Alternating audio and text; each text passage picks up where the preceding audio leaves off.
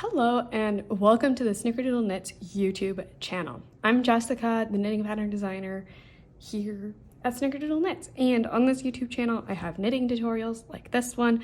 I have design overview videos of each of my patterns, and I have interviews with designers and a podcast for designers. So here today, we are talking about mosaic knitting. Now, the thing that is unique about mosaic is it is a type of colorwork knitting, but you only use one color at a time. So here you can see on my needle I have two different colors going, but the color that I'm not working with is slipped. Those stitches are slipped. So I'll go ahead and demonstrate here how to work it. This is specifically for my perfectly amiable cowl pattern.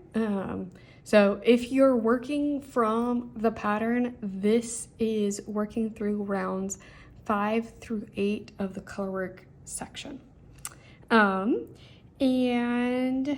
yeah, let's go ahead and just dive in. I have worked a couple of rounds of some ribbing, and I've gone ahead and worked the first 4 rounds of the pattern, the colorwork pattern here.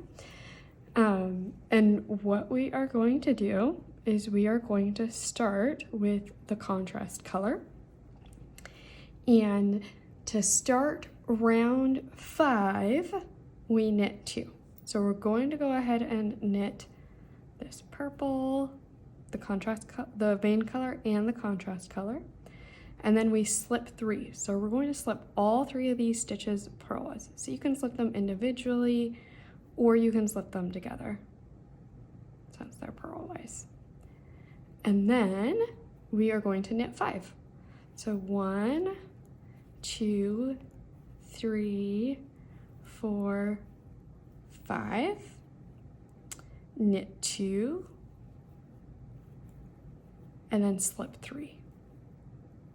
And when we slip these stitches, especially because these are multiple stitches at a time, we want to make sure that we carry the yarn loosely behind. So I like to go ahead and spread out the stitches like this to make sure that the yarn covers this gap and it doesn't cinch up the fabric leader. Because what's going to happen is if this yarn is too short, if it's bunched up and it's too short, it's going to bunch the colorwork later. And we want it to lay flat like this. So we've slipped 3 and knit 5. Alrighty, so that gives us an idea. That's what it's looking like. We're knitting with this contrast color, the light color, and we're slipping these main color darker stitches. We'll go ahead and continue here through the end of this round. Alrighty, so now we're at the beginning of round 6. Round 6, we do exactly the same as round 5. This is something I really love about working this way, is that the second time around, it's pretty mindless and you just follow the work. So you will knit the contrast colors and you will slip the main colors. Alrighty, so now for round 7, we're going to use the main color. So let's go ahead and pick up the main color again. And we are going to knit the first stitch, slip the next one, knit 3, slip 1, knit 4, and then repeat. Knit 1, slip 1, knit 3, 1, 2, 3, slip 1, and knit 4. So there you can continue to see that we're creating this pattern, this colorwork motif, and we are only working with one color at a time. So we're working with that main color, we're slipping the contrast color. Go ahead and finish this other side.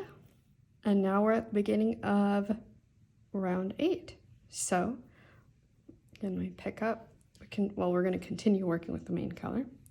make sure you have your main color.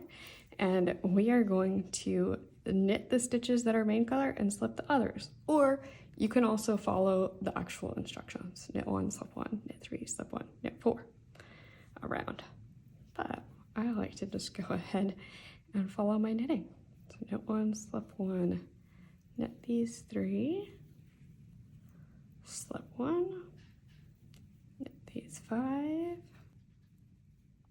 slip 1, knit 3, slip 1, knit 5, 4. If you're working this pattern, this is a larger circumference, so you won't be working on quite as tight of a circumference. If you choose to work magic loop, like I am right now, or even if you are working with double pointed needles or something where there's like a join, you want to be mindful of your tension with this first stitch on the needle. So want it to be tight enough that it doesn't create a ladder, but if you are slipping a stitch, you want to be really careful that that wraparound is not too tight. But I personally find that it's much easier to manage that tension on the larger circumference, even if it is magic loop. If you have needles that fit your project just perfectly, the length of your circumference, it fits perfectly, then you don't even have to worry about it. Alrighty, so here you can see we have worked 8 rounds in total. We just worked rounds 5, 6, 7, and 8 together. And this is how we are developing our motif. You will notice that maybe the stitches will look a little bit uneven. I find with blocking, it just straightens it out so nicely. I know that I was really concerned about that when I was working my samples, and I think they look really great. So if there's some uneven stitches, like I'm looking here, don't worry about it. It'll be fine. The main thing to worry about is those floats behind. So if you remember that those first 3 stitches that I slipped, that I wasn't being careful about that float, you can maybe see here, if you compare these stitches to these stitches, the purple stitches, these stitches are bunched up a bit tighter, or this is a little lay flap. You can look back here, so it's this float here that's a bit tight behind, compared to this float that's nice and relaxed. So that's why I mentioned I like to go ahead and spread the stitches out as I carry the float around. And that is an introduction to mosaic colorwork knitting.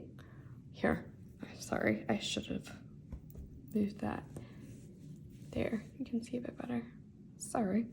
Yeah, so we've got our main color, slipping our contrast color. Now the next row or round, we will be working with the contrast color.